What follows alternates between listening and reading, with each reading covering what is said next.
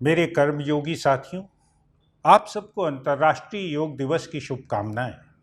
अंतर्राष्ट्रीय योग दिवस ने भारत की सांस्कृतिक धरोहर को विश्व के सामने प्रस्तुत किया है और इससे दुनिया के समस्त लोग लाभान्वित हो रहे हैं।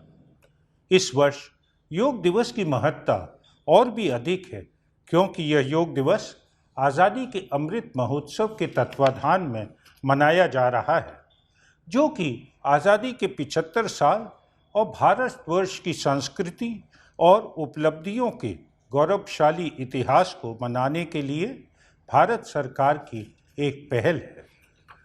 योग को जीवन शैली के रूप में अपनाना ही हमारा उद्देश्य है। तभी इस वर्ष के अंतर्राष्ट्रीय योग दिवस का थीम मानवता के लिए योग साकार होगा।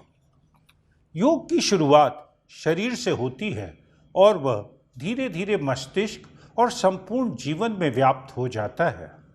यौगिक जीवन शैली हमारे कर्मों में कुशलता, रचनात्मकता और उत्कृष्टता लाएगी और व्यक्तिगत जीवन और प्रोफेशनल जीवन को उन्नत बनाएगी। जीवन में सार्थक परिवर्तन होगा, मन हमेशा प्रसन्न रहेगा और सद्विचार, सद्व्यवहार, सत्कर्म हमारे जीवन में घर बना लेंगे। हम अपने सबसे उत्तम स्वरूप को प्राप्त करेंगे। कल्पना कीजिए, ऐसे व्यक्तित्व वाले पर्सनल से भरे फोर्स का स्वरूप कितना सुंदर होगा। हमारे CISF परिवार ने योग को अपनाया है और हमारे 200 योग शिक्षक और 21 अधिकारी बिहार योग विद्यालय मुंगेर से योग को जीवन शैली और फोर्स में किस तरह से अपनाना है के विषय में प्रशिक्षण प्राप्त कर चुके हैं।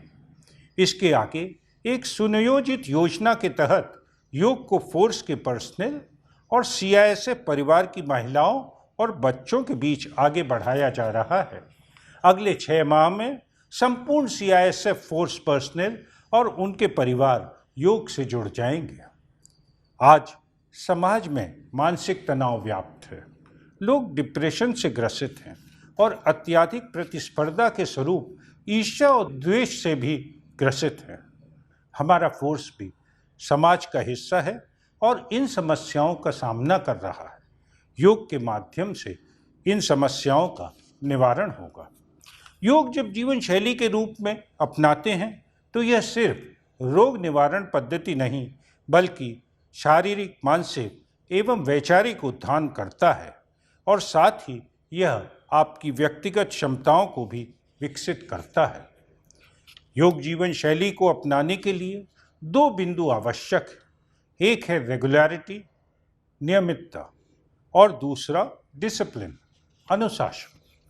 योग सीखना और करना एक कंटिन्यूअस प्रोसेस है और यह जीवन में कभी भी रुकना नहीं चाहिए।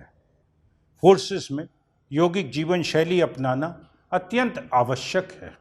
यह अनुशासन तो बढ़ाता ही है और यहाँ मैं सिर्फ शारीरिक अनुशासन की बात नहीं कर रहा हूँ। शारीरिक अनुशासन तो योग का अभिन्न हिस्सा है ही, लेकिन इस जीवन शैली को अपनाने से वित्तीय अनुशासन, नैतिक अनुशासन और भावनात्मक अनुशासन भी बढ़ता है। जिस तरह गाड़ी के 4 चक्के होते हैं और एक भी चक्का अगर काम न करे तो गाड़ी रुक जाती है, ठीक उसी तरह अनुशासन के ये 4 चक्के यानी कि शारीरिक, वित्तीय, नैतिक और भावनात्मक हमें अपने जीवन में उतारने हैं और यौगिक जीवन शैली इसका माध्यम है।